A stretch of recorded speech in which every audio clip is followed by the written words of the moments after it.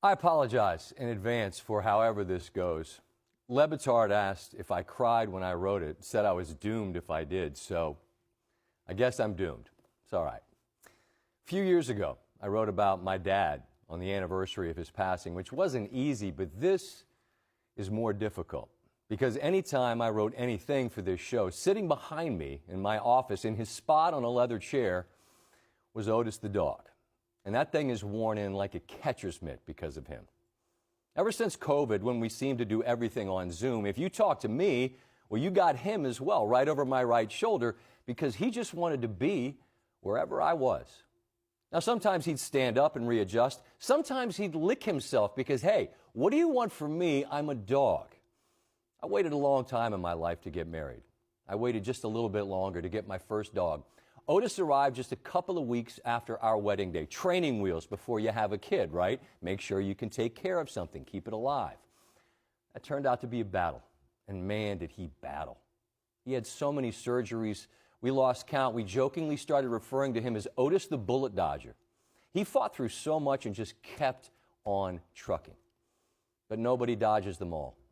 And when yet another tumor arrived, it turned out to be the bullet with his name on it. And we said goodbye to our good boy. I don't know what in my life has made me cry like this. Such profound sadness over a love that was so damn pure. Now, it bothers my mom when I say nothing has ever loved me the way Otis did because she's my mom, I understand. But I just ask her, I ever do anything that made you mad? Uh-huh. Exactly. Otis was never mad at me. Now, he wouldn't look at me when he saw a suitcase. He'd go on hunger strike anytime I was gone for too long, but that was as cross as he ever got with me. Nothing we do could earn what our dogs give away to us for free. That level of love and loyalty. And so many of you know what I am talking about.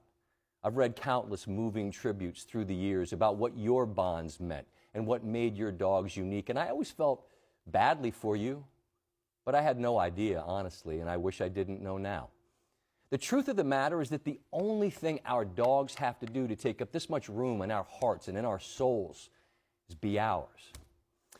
Otis gave way in the pecking order to a sister and then two brothers. So gentle, so patient, so protective. He would have taken off your arm if he thought you meant to do them harm. For real. But even as they pummeled him and climbed on him and pestered him, he never so much as showed his teeth even one time to any of them in protest. He'd raise his voice and do that dog talk thing. Ow! I'd laugh and I'd say, talk to him, Odie boy, let him know. But that was the extent of it. Simply by his presence, he has been a joyous and loving constant every single day of each of their lives.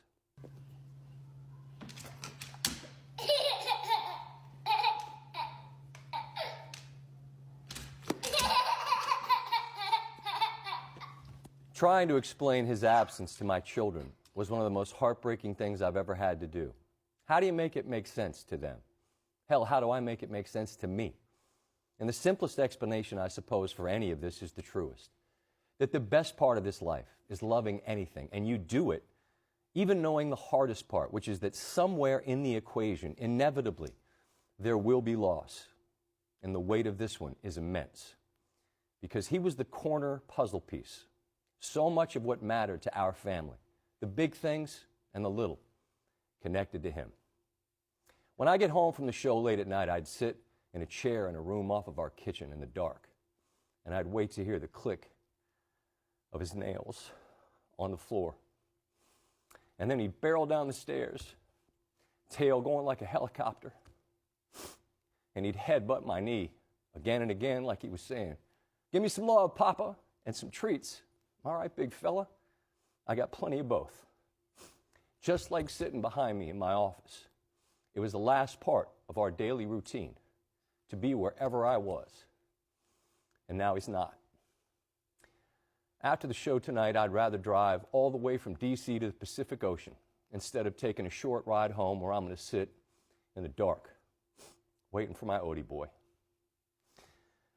But if this hurt is the cost of the transaction, for being on the receiving end of a mighty love that I got to know in Otis the dog, then I pay it with enormous gratitude. Because even though I'm crying, I was just so happy he was ours. And I'm so happy that we were his. My friend Spencer Hall said simply, dogs are grace. And Chris Stapleton sings about a revelation that a dog has a soul. And they're both right. I stared into the eyes of Otis the dog and into his soul, and I promised him again and again, yours is going to forever live in mine.